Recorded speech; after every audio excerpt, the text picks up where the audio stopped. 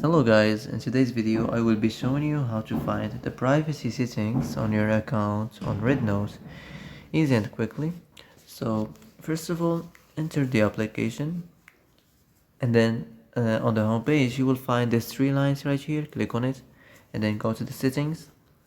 Now as you see here, you will find this list, and the last one here you will find privacy settings, so click on it. Now as you see, you can manage it as you like: interaction, the relationship, and more. So all of this you can manage as you like. So that's it. That's how to find the privacy settings on your account on Rednote easy and quickly. So that's it for today's video. I hope this is the answer you've been looking for. If you like this video, don't forget to like and subscribe, and see you in the next video.